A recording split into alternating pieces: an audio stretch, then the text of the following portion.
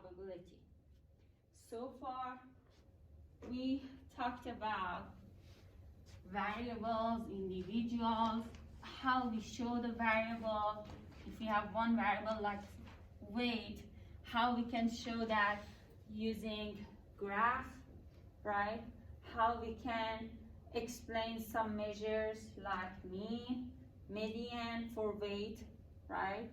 Standard deviation or quartiles. How we can use them, we learned about all of this, how we can use these measures to explain a variable, a certain variable. And these measures were just for quantitative variables, right? Because you're dealing with numbers. So then what else did we talk about? Something like box plot, because I explained the 5 number summaries.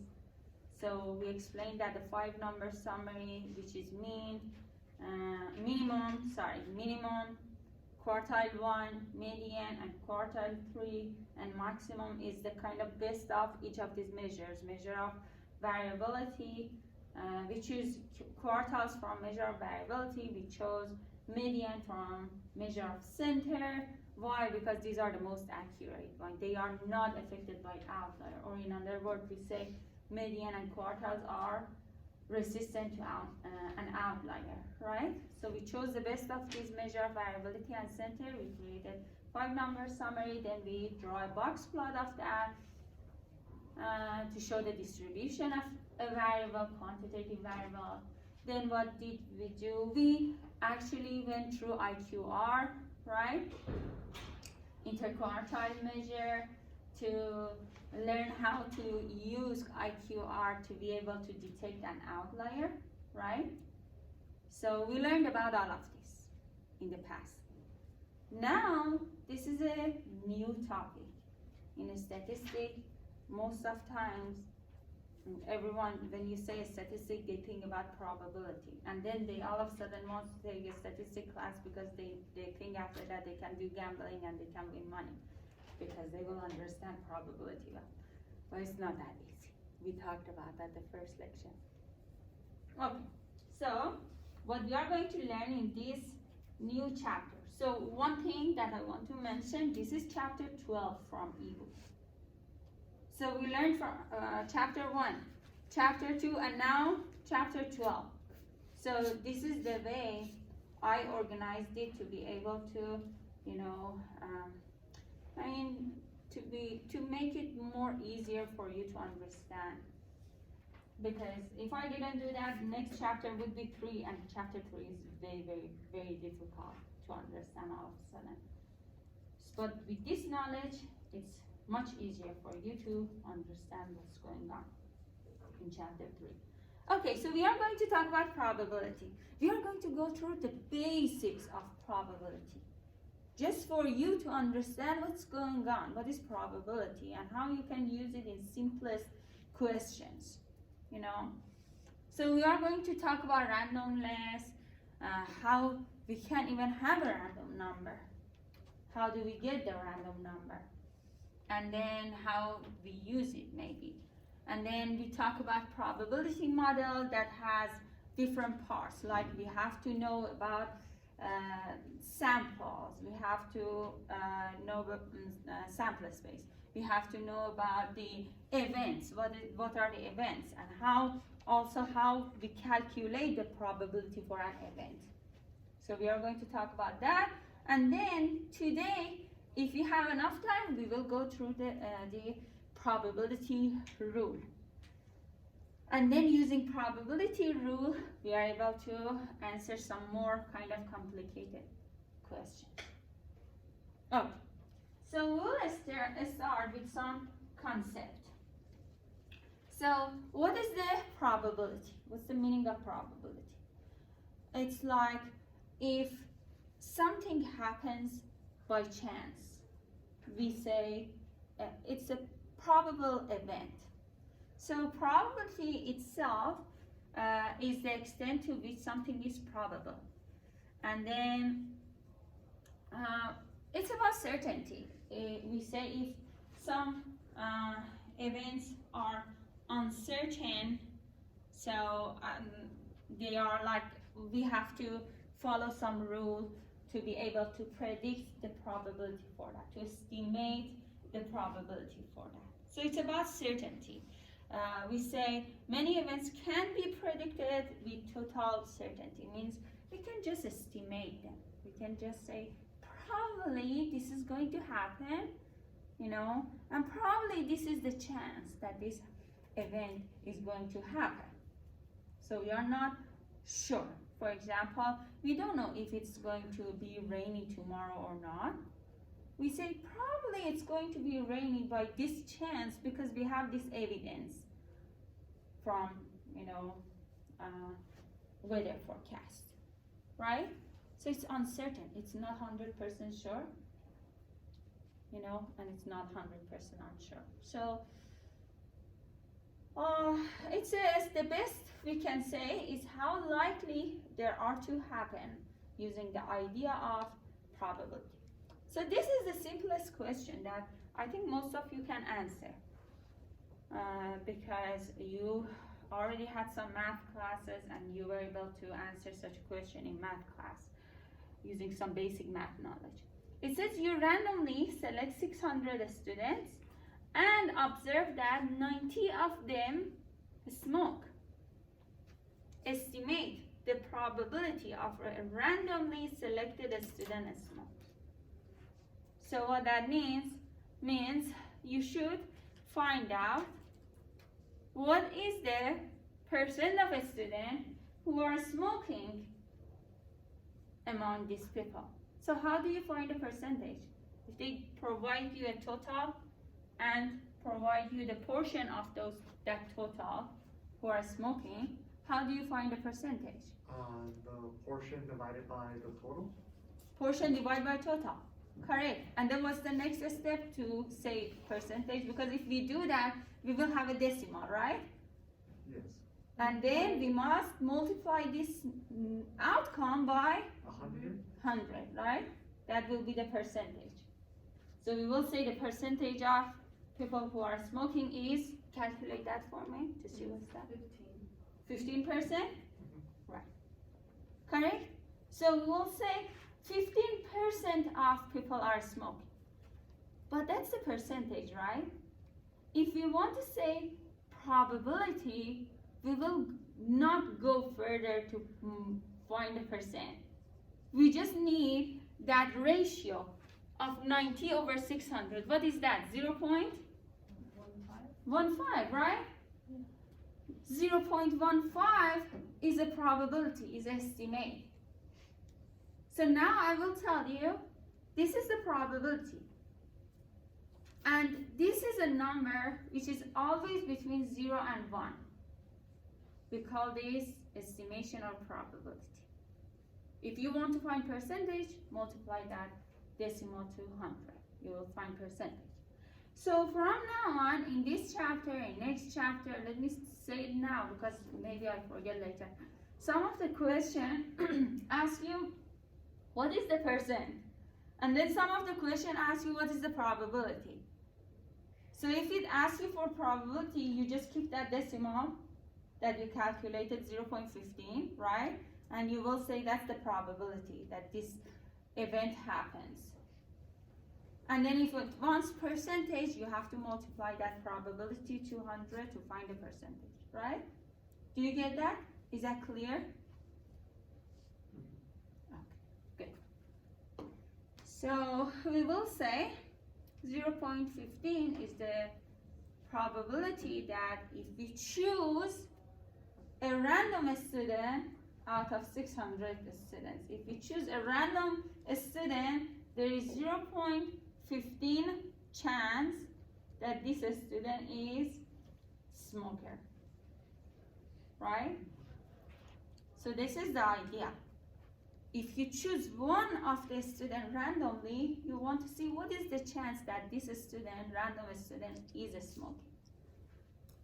If you already know 60 student out of 90 student out of 600 are smoking. Okay. So the idea of probability. So we are going to here talk about two main kind of vocabulary here, randomness and probability. So it says the idea of probability, chance behavior is unpredictable in short run.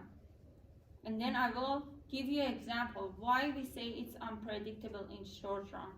Why do we need to have a long trial, many repeat to be able to predict something? We will see example. So it says chance behavior is unpredictable in a short run, but it has a regular and predictable pattern in a long run. So I have an example right now. Mainly in this chapter we are going to talk about coin or die. Do you know what is die? Oh, like the die, like the six-sided? Yeah, Yeah. because most of time you hear dice, right? Dice is for more than one. Die is for one. Correct? So in this chapter we are going to most of the time talk about coin or die. So now I'm going to bring a coin as example. If you have a coin in this class and I toss this coin, can you tell me for sure what is the outcome of this? If I do this just once? No. No. We know it's either head or tail, right? But we cannot for sure say what's going on. So why? Because we just try it once. We cannot predict anything if we try something just one time. But if I do this many times, then I realize there is a pattern. There's a pattern that I can predict. That this percent of the time, maybe I see head, this percent of the time I see tail. So that trial over and over gives me a confidence to predict the outcome. So that is the long run. Trial after trial after trial gives me confidence to be able to predict the outcome and say there is this much chance, to see head. There is this much chance to see tail. Okay, so it says we call a phenomenon random if individual outcomes are uncertain. So if I don't know I'm going to see head or tail, that is the random phenomenon. Means it's happening by chance. It is not certain, right? And it says a regular distribution of outcome in a long number of repetition. The way I told you, if I try tossing a coin over and over and over and over, after many trials, I will understand, oh, there is a pattern and maybe I can predict this pattern. So long number of repetition. Then it says the probability of any outcome of a random phenomenon is the proportion of times the outcome would occur in a very long series of repetition. So the way we were calculating proportion for the first example, 90 out of 600. So if we do an experiment over and over and over and over and have the outcome of all these over and over trial. So for example, if I toss the coin 10,000 times, actually people did that, I will show you. And every single time I write down the outcome, later I can easily predict what's going on. If I have the outcome of each single trial, and I do the trial over and over and over. So these two vocabulary is important. So we call a phenomenon random if individual outcome are uncertain or uncertain. But there is nonetheless a regular distribution of outcome in a large number of repetition. And then we say the probability of any outcome of a random phenomenon is a proportion of the time that outcome would occur in a very long series of repetition. Okay, here is the trial that people did before. So it says a French nationalist tossed a coin 4,040 times. That's a lot, a lot. And then every single time, it's not just a lot, every single time he had to write down the answer. So trial number 1, he tossed the coin and then he wrote down the outcome, if it is head or tail, right? And then second time, again head or tail, and did that 4,040 times. And then after writing down the outcome, he know out of 4,040, he observed 2,048 head, right? Because he wrote down all the outcomes, right? And then he counted all the number of times he observed head, and then proportion, right? Proportion of the time that he observed head to the overall trial. He understood there is 0.5 chance that he observed head, or in another word, 50% of the time, approximately, right? 50% of the time he observed head. And then what happened next time? Now, around 1900, another person, Pearson, a statistician, he tossed the coin 24,000, like a lot, right? And then, out of those 24,000, he observed 12,000 of the time, 12,000 of the time, he observed head. And then he divided 12,000 by 24,000. He again got similar result as the other person. Almost similar, right? And then the other person, he was in the jail. It says, while imprisoned by the German during the World War II, African mathematician, he tried 10,000 times. He was bored, right? And then 5,000 of the time, he observed head, and then he calculated proportion, and you will see, wow, even almost similar to the first one, right? So what this tells us is that if we toss a coin, there is a 50% chance that we observe head. So now you tell me, I mean, this is very simple. It's not difficult at all.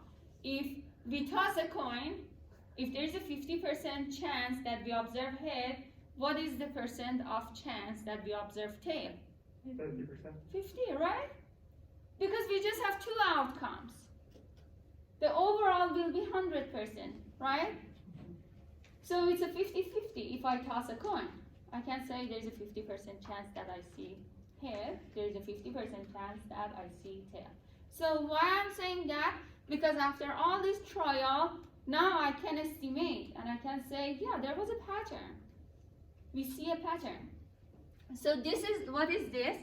So this is a chart that shows, for example, consider this as a group of people, consider this as another group of people. They tried toss a coin. These people also tried to toss a coin, right?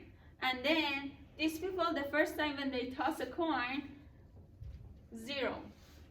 They saw 0% of the time they saw head. What that means when they toss a coin, they saw tail, right? So this axis shows the chance of observing head, either 0 or 1, right? And then after time passed, so this group, when they tossed the coin, they saw head. So 1, either 0, 1. And then after time passed, they were recording over and over the portion of time they saw head to the overall trial, right? And then they observed the pattern. These people, both of them, after like almost 20 trial, they saw a similar pattern. Means 0.5 was a chance to observe head after a long time of trial. The probability of observing head was 0.5. So this is the probability of observing head on this axis, and each of the line are a group of people who were tossing the coin and trying this experiment. Okay, do you get this? Is this clear to understand? Okay, so we see that if they do that for like 5,000 times, different people do that, they will reach almost the same outcome. Okay, so now randomness, because here we talked about random phenomenon. We talked about random phenomenon is an individual outcome which is uncertain, but we can predict it in a long trial. So now we are going to talk about, so what is random exactly? So have you heard about random number ever? So when you buy a lottery ticket, either you choose it or what happens? Computer gives you number, right? So those numbers are chosen randomly, correct? So who chooses it? Computer chooses it, right? But still, a computer is created by human, right? And human coded this computer to choose random numbers. So we don't say random number that comes from computers are randomly, really random, because human is still human programmed that, right? So there are different ways to find random numbers. And now we know the simplest example of using random number is when you buy a lottery ticket, right? Or we choose a random number assigned to a student, and then I choose one of you randomly. So these are the way we use random number. So it says the easiest way to get a random number is from computer program. Of course, computer just does what the human told the computer to do, and run the program again, and you get exactly the same result. So it's possible you get the same result because it's not always, very accurate and very random. So there is another way also. We have table B. We are going to talk about table B later, but the table B is a table that has all random numbers, and there is a way to choose these random numbers. We will have that question later. We will go through that. I think we will actually talk about use table B in chapter 9. Okay, so the outcome of probability applet also can be random. And what else? I mean, we came to this conclusion that computer is not really random. Well, what is really random? They are saying if you get radio noise in the atmosphere, you will have a random number, because those are very random. These are very, no one, have any power in it. No human being has a power in it. And there's this website, random.org, that gives you the random number from radio noise in the atmosphere. Okay, so that's it. I wanted to explain how we get the random number. And also coin can give you randomness. In some of the game, they toss a coin, right? To see who's going to start the game, right? So they use it. And die also is useful when they play gambling. Okay, so now we are getting to the part that we can use this knowledge to solve problems, to use it like practical. So it says description of chance behavior contains two parts: a list of possible outcomes. The list of possible outcomes is sample space. If, for example, coin. If you toss a coin, what are the possible outcomes? Heads or tails? Head or tail. There are just two outcomes, right? If you write down HT, that is our sample space, because this is the list of all possible outcomes of tossing a coin, right? So the sample space of a random phenomenon is the set of all possible outcomes.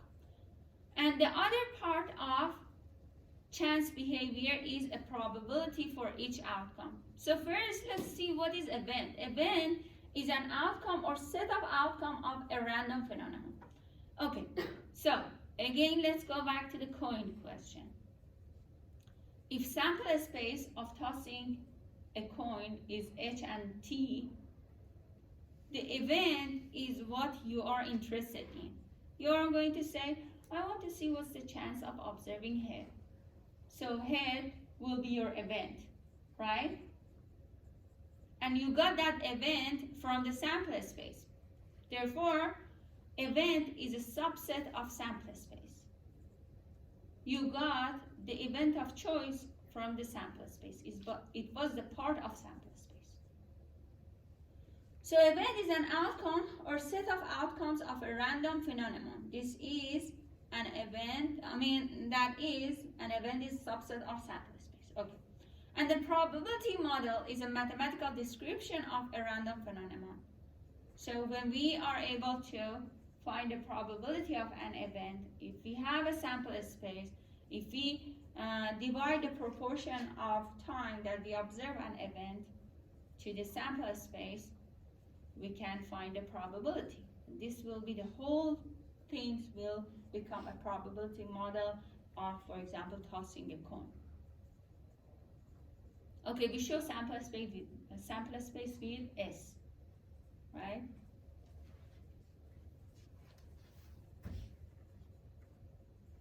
Okay, so now we are going to have hands-on work. We are going to write down now. We are going to work on questions. Okay, so I have 3 scenarios of tossing coins. I will start from the simplest one. I will write down the outcome and I will talk to you about that, and then we will move to the next scenario, and then we will move to the next scenario, so you understand what's going on and how you are going to plan, like writing down a sample space. Think about that, or finding the probability of an event you like. So we are going to talk about coin. Okay, so what happens if we toss only one coin? We just talked about that, right? But we want to write it down to see how we are going to create a model for this. And then what is the sample space? Okay, so I'm going to show that with S. We are talking about tossing one coin, only one coin. I'm going to write down the sample space. I'm going to use bracket. It's like a set in mathematics. Do you remember set? Set contains some of the numbers or the elements of that set, right? Okay, so I'm going to write it down in this way. Considering this, H means head, T means tail. Okay, so what should I write down inside this bracket for a sample space? H and T. H, comma, T. Good. Do you get this? That's very simple, right? This is all the possible outcome of tossing just one coin, right? And then I'm going to call the event of interest A. A is the event that I'm choosing. I'm going to say, okay, what is the probability? I'm going to start with a question. What's the probability of observing head? So head becomes my event. And this event is certainly subset of the sample space, right? Do you get so far? Everything is fine? Sure? Now, I'm going to answer my question. I want to find out the probability of event A. So, we call this event. We call this sample space, right? And then what is this? Probability of observing event A. I could call it event B. Well, let's have another event. Let's say event B is observing tail.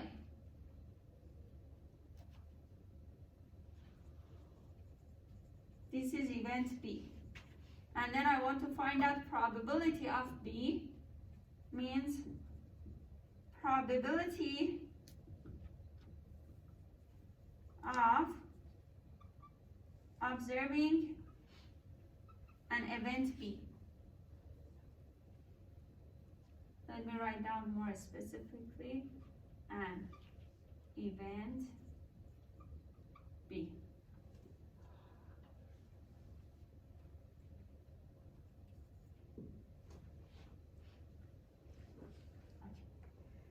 Do you get this? Everything is fine? So, if I want to write it down in a proportion, look, the proportion of outcome of event A divided by the proportion of outcome in the sample space. How many outcomes do I have in the sample space? 2. Only 2, right? Is that correct? Everyone agree? Sure? 2.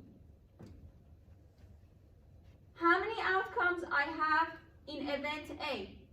1. 1. What do you see? 1/2. 0.5. Same as what those people got when they tossed the coin, right? So 0.5 is the probability of observing event A. If the sample space is this, if the event is this, right? So now, again, proportion of outcome in B is 1. proportion of, number of outcomes in sample space is 2. Therefore, again, we have 0.5 as a probability of observing tail. Is this easy? Everything makes sense? Sure? Do you get everything, all the concepts that we are talking about? Okay, so now, this is just when we have one coin, we are tossing one coin, right? So now we are going to move to the next scenario. Now, imagine you have 2 coins in your hand. You are tossing 2 coins. You are tossing 2 coins, right? So we want to know what is the sample space first of all, because if we don't have the sample space, we cannot find the probability, right? Okay, so I will give you a hint, and then I want you to write the rest of it down, okay? So I have 2 locations here for the first run. For the first run, I'm going to toss both of the coin in my hand at the same time. Just assume that I'm done. I have the result in both of my hands. So what is this maybe? Heads. Head. So I observe head on one hand, and then what another one maybe? Maybe. Tails. Tail, right? So this is the first outcome I have by tossing 2 coins at the same time. So now you write down the rest of it for me. Imagine that. You have them on your hand. So then you can write down.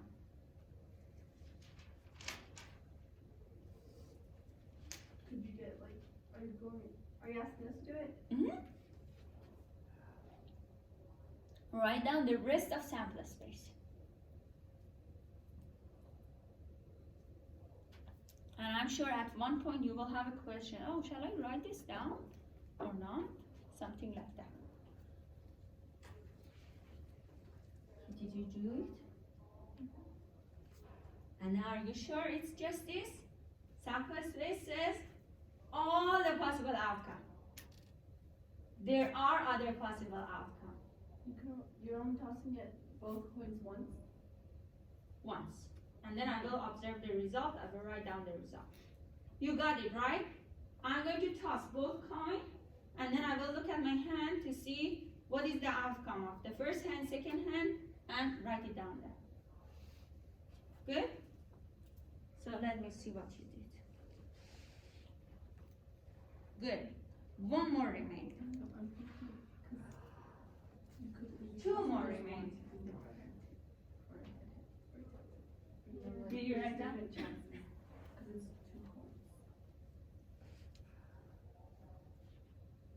Very good. Good. Very good. Okay. Oh, good.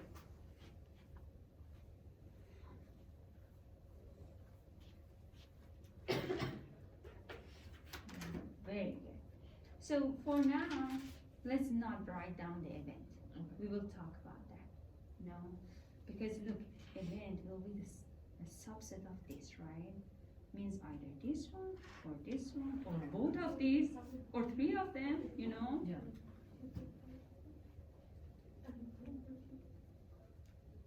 Good. You have comma between these two, you should know. Well, what's So there are two more in the sample space. So if you toss the 2 points at the same time, you will see this one, you will, oh, oh, this is repetitive. We already had it. We want something that we didn't have already. So what are the other possible outcomes that you can have? You can see. We want all the possible. Okay, you are almost there. 2 more remaining. Yeah.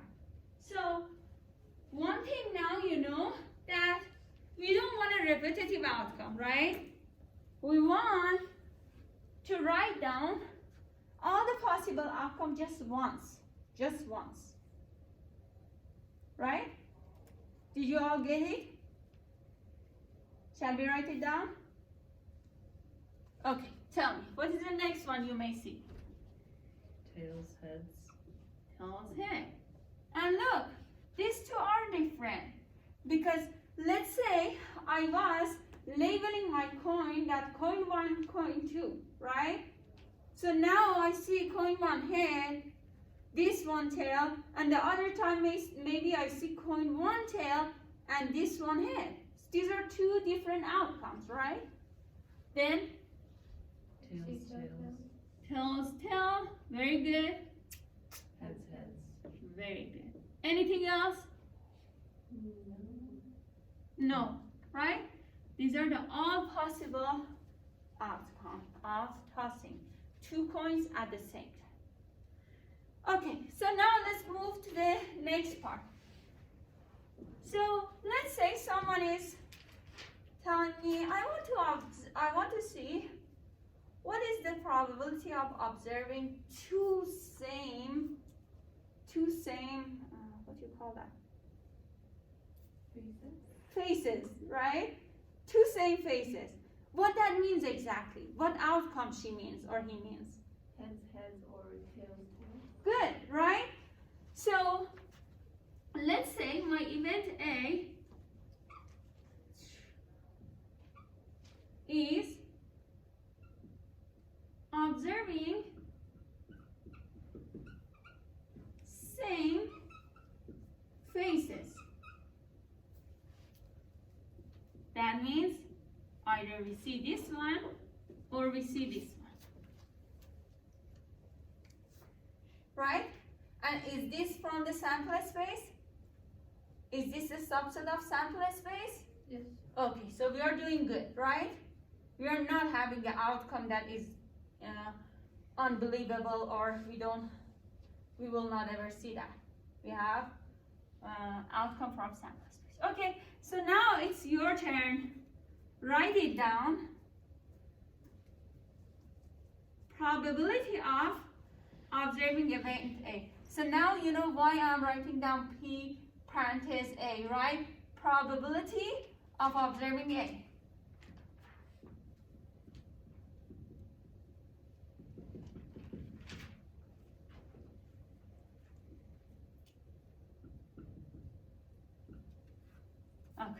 So calculate this for me and then write down the answer. I'm going to go around and see what you have. And if you have it already, just raise your hand so I can see what you have.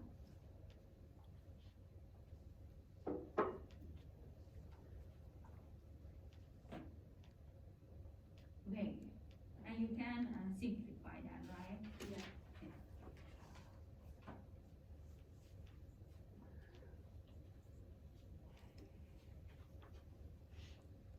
So what we have, very good. Very good. Very good. Very good. I'm glad you all understand what you are doing. Very good.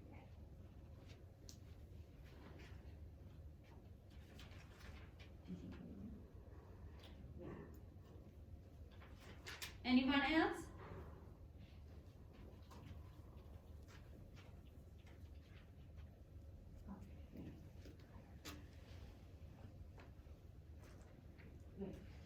Did I tell you very good? Yeah. Okay, so what we have the number of outcome in A. What is that? 2. 2 divided by the total number of outcome in sample space. What? 4. 4. That comes to 1/2, which is? 0.5. Okay, so I don't want you to just think, oh, all the time we have 0.5. No. Let's have another event. Let's have event B is the problem. So observing both tail. Both tail means T, T. So event B says both half faces are tail.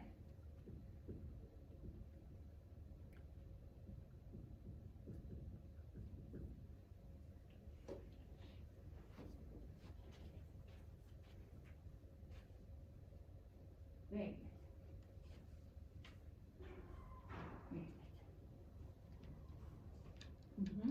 Very good. Good, very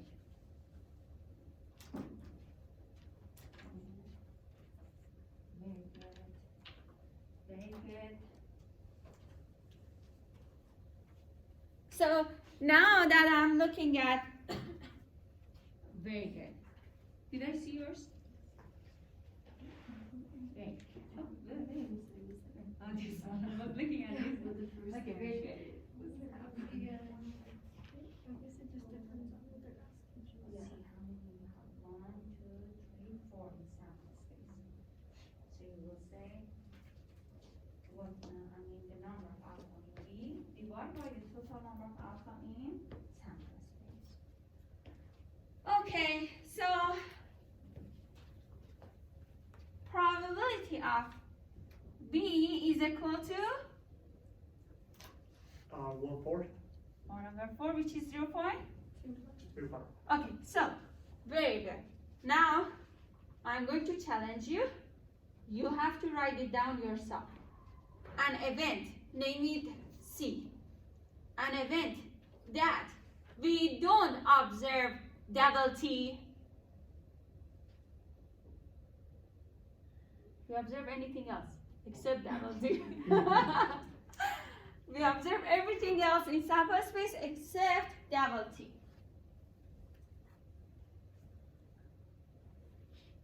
Name it C.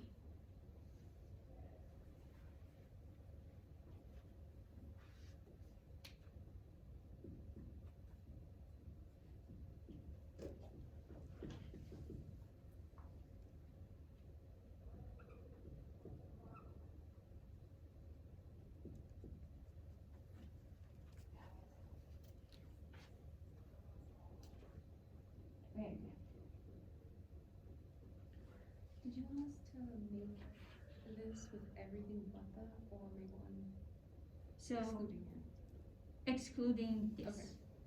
Everything excluding everything you see you have in sample space excluding double T. Very good. So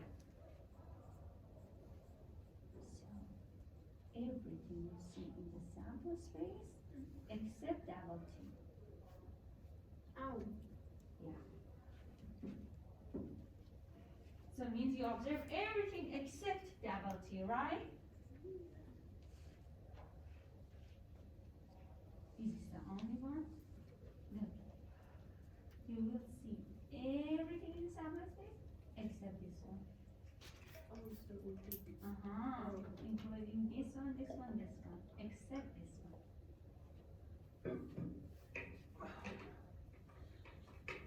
So, like, for a question like this, when it's asking for the event, like, if you would give us this on a test, would we just come up with the event and show you the probability? It will be as simple as this. Okay. You know, you will definitely be able to write it down. Okay. You know, it will be either coin or what's that, dice. And we would 2 dice. come up with the event and show how Well, many times. If it is like, I think in exam actually there will be an event and it will ask you what is the probability Okay. of that. So it will you know. show it. So Yeah. okay, that makes sense. Yeah. It will be an event and then you will come up with calculated probability. Very good. Anyone else? Do you have it? Very good. Do you have it now? Very good. So, what was that? This one, and this one. Okay, so now I want you to compare event of observing double T with the event not observing double T. So what happens? Compare the probability. This one was 1/4, right? And now this one is? What is this one? 3/4. 3/4, right? 0.75. And then this one is probability of not observing double T. This one is probability of observing double T. Probability of observing double T plus probability of not observing double T is equal to To the 100%. 100% or 1, right? So if you already had this in hand, wrote it down, you know already what's the probability of double T. If I ask you this question, you wouldn't even need to write down the outcome in this event. You would just say, oh, I observed T with this probability. If I don't observe T with that, the probability would be 1 minus whatever I had here. So you would say, we know the probability of the whole sample space is 1, because 1, 2, 3, 4 out of 4 is 1, right? So probability of observing sample space, in another word, is 100%. Means you may have all these outcomes together, and it's possible, all of them.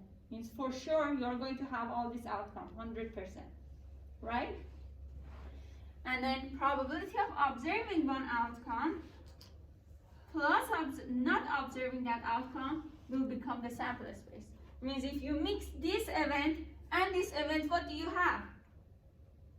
100%. You will have sample space, right? So it's just one of the probability rule that you're going to use to answer some question without even, wasting time of writing down the whole event. Do you get that? Sure? Okay. So now what we were talking about what happened if you have 2 coins. Now I'm going to make it more challenging.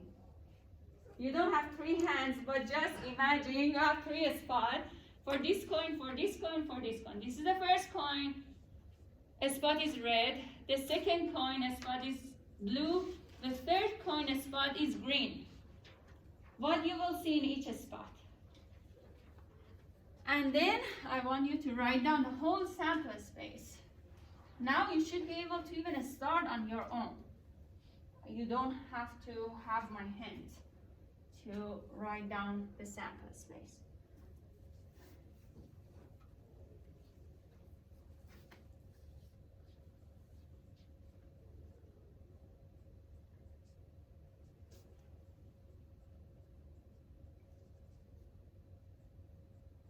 So you will start writing that is equal to curly bracket, and then what is the first outcome you will see?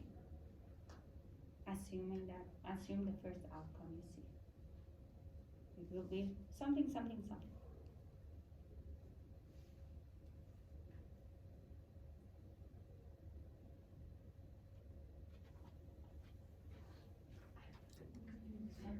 Compare with this one. So how did I start the sample space?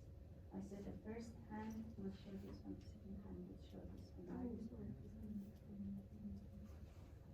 It will be 3 points at the same time. Means you have 1, 2, 3 spot. So you have, let's say, the first one. The outcome is H or T. Oh. I was reviewing that as an example, but imagine it will land on these spots. You know, means you have 3 spots. Okay. So this is the first outcome, possible outcome that we will see. What are the other possible outcomes? It will be way more. Wait. Are we doing, I don't know. I got lost here, so. Is this in? Okay, you're good. Why you're lost? Oh, I don't know, because I heard like colors and I was like, wait, what? And I was so confused. No, so I gave you as an example, like you have 3, because next example I have it in color. I will show you, then you will understand. I'm separating them with color, because I don't have 3 hands to show you like that. Very good. Oh, are you sure you didn't have a repetitive? 8. Okay, then I got 8 as I well. got 8. Okay. Very good. Very good. That was hard. I was like thinking, I was like, is that it? I was all, wait a minute. I feel like there's more. Well, I mean, still it's more than the previous one, right? Yeah. That's why I said it's way more. How many you got? 8. How many you got? 8. And you got 8, right? So if you didn't get 8 yet, try your best to reach 8. Because 3 students had 8, I made that decision, the outcome will be 8. Right? If the 4th student say 8, I say, for sure, it's 8. Is that 8? Okay. Good.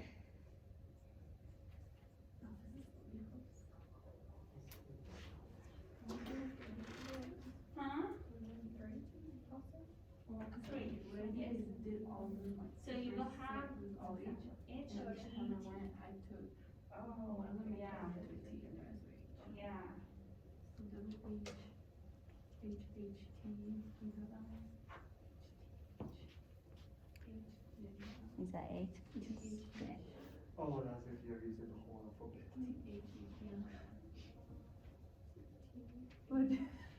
I'm looking at the communication.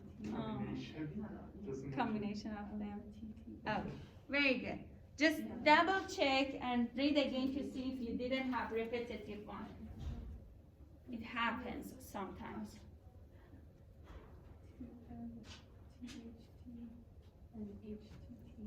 Okay, so I'm telling you, I mean, not just because 3-4 students came up with 8, I know already the rule.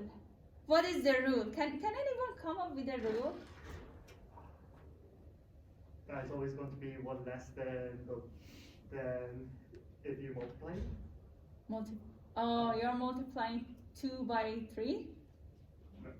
Which one by which? Oh, 3 by 3? 3 by 3. The 3 Minus 1? minus 1. Well, you're almost there. Because 2 by 2. Okay, I will give you a hint. Compare this occasion, compare this scenario with the previous one and with the previous one. It's always double. 'Cause There's everyone- always 2 involved. There's always 2 involved. Now can you get it? How many, now how many outcome you had for the sample space? 8. 8. What did you had for the previous one? 4. What did you had for the last one? First one, sorry. 2. So it's 2 double. for 8. It's like exponential. exponential growth? Continue. It's exponential. Continue how? So the next one would be 8 times 8, so it would be, I mean, You said exponential. yeah. I mean I mean- something power something. Oh, Power power 2. Power 2, right? Yeah. But actually it's not power 2. 2 power something. 2 power something. 2 power 1, 2 power 2. 2 power 3. Oh, okay. Oh, okay. Right? So now why 2 power something? 2 power something. 2 is the number of faces. We have just 2 faces, right?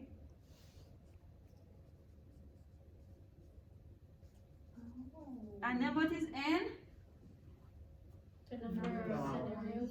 Number of, say it more specifically. Outcomes. Places? Means number of, yeah.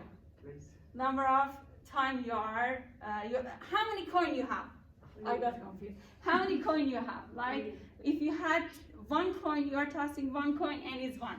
If you have 2 coins at the same time tossing coin, you have 2 power 2. If you have 3 coins at the same time tossing them, you will have 3, right? So it's a number of coins. Yeah.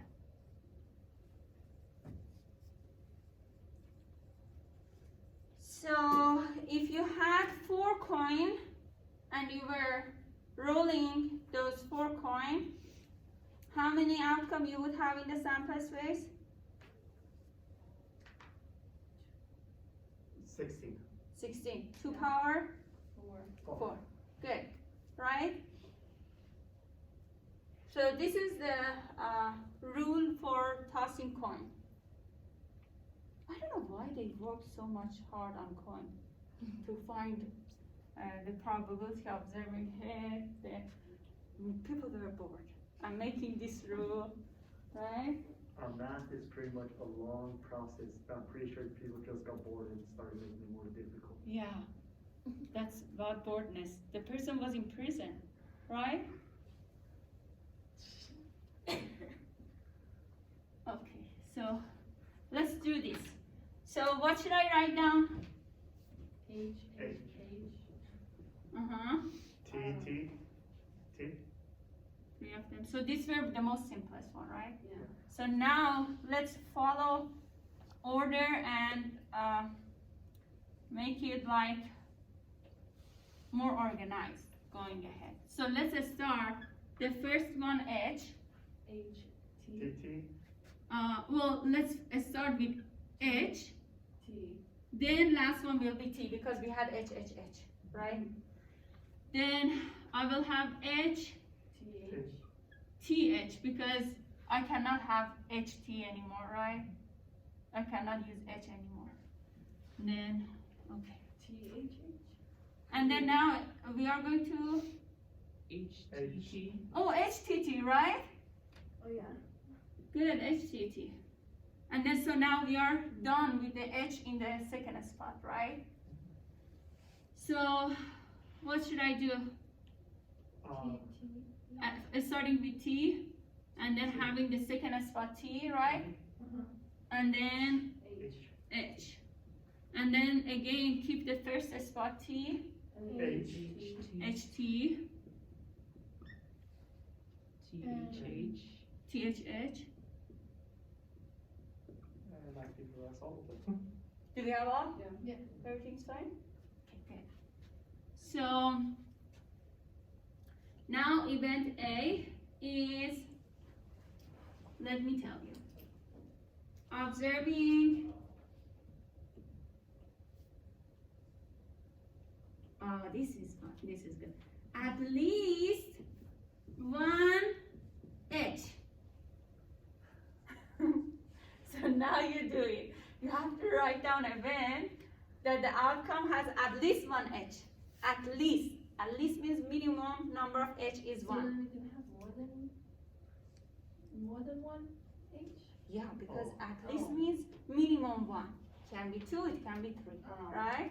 Okay, that will be easy. I just need to remember. You just need to write it down first. At least one edge.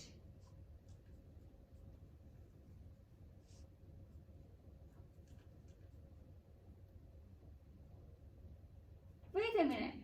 You don't have to write it down. No. No. Am I right? Yeah, You don't have to even write it down. The only one is triple T.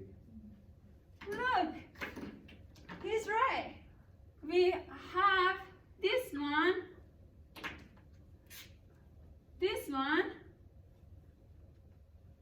which should not be in our event, right? The rest have at least one edge, right? Okay, so now what you do? You will say, if I had an event that was triple T, the probability of observing this would be 7 and 8. 7, 8. What? 7 over 8. 7 over 8?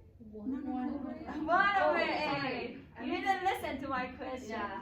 If we have this, just this one, as an event, the probability is again 1 over 8. So if I don't have this one, and I want to find the event that is rest of other outcome, what is the probability? The probability is 7 over 8. 7 over 8. Right? Because this one is 1 over 8. Whatever else becomes 7 over 8. Right? I thought that's what you were asking when you said observing at least. Oh, you thought I'm asking just for this one? And I said at least. Yeah. Let's I thought write we were it. finding all the ones that had at least one H. So this has at least one edge, right? This one has at least one edge, right? Yes. This one has at least one edge. Yeah. That's This- why I originally thought it was 7 over 8. That's correct. Okay. Yeah, I wanted to start from here and then reach 7 over 8 to tell you that you don't have to even write it down, right? So you can just look at this and say, this is 1 over 8. And then opposite of that will be 7 over 8. The rest will be 7 over 8, which is the answer you got, right? Yeah. Okay, so if I want to write it down, yes, I can write it down. And this was the original question.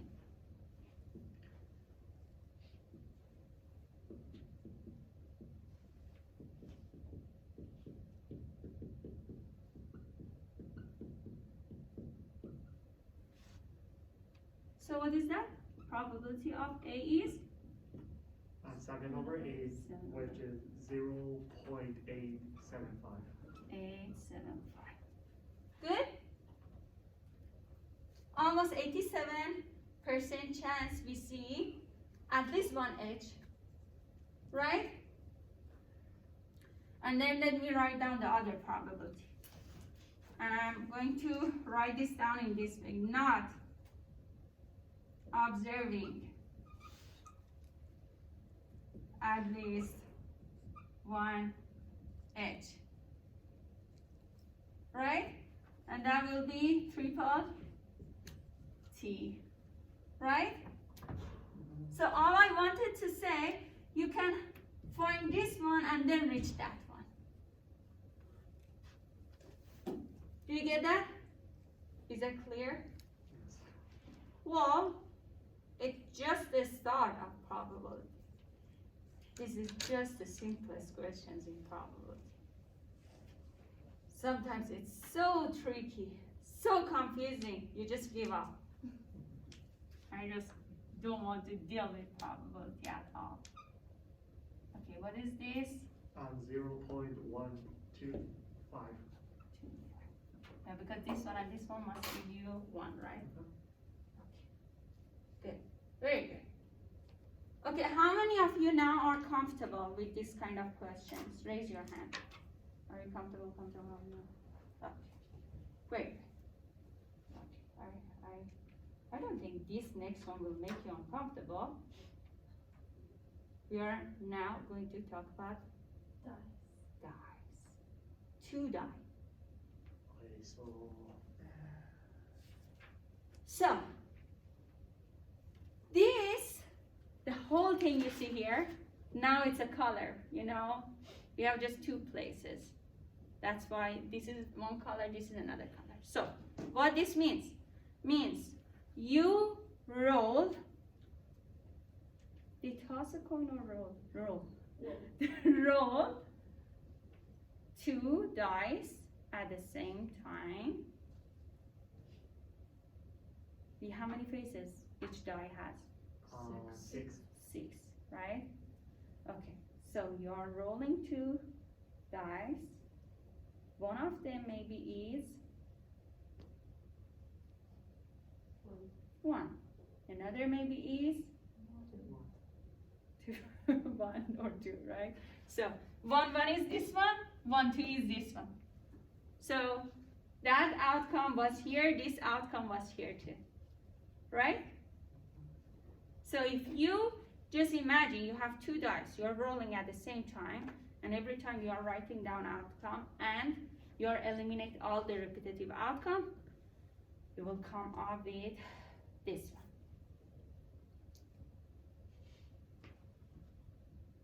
So it wouldn't be repetitive, you have 2 1 and 1 2, No, because they're not, basically because, so that's why we showed them with two different color. Mhm. So that's why we are saying these are distinct. They are not similar. 1 2 is not similar to 2 1. Because this die shows something, this die shows something else. One time this one is 1, this one is 2, another time this one is 2, this one is 1. And the both outcome is different than the other situation. Okay. So, is that good? Everything is fine? We are rolling 2 dice at the same time. And then, if the dice are fair 6-sided dice, we are going to have this as a, what do we call this? Huh? Sample space. Okay? Okay, so we are going to stop here. I think you already have lots of excitement of probability. Next time we are going to continue from here. Then if you have any question about your exam, either you can ask me right now or ask me. I mean, no one showed up to my office hours.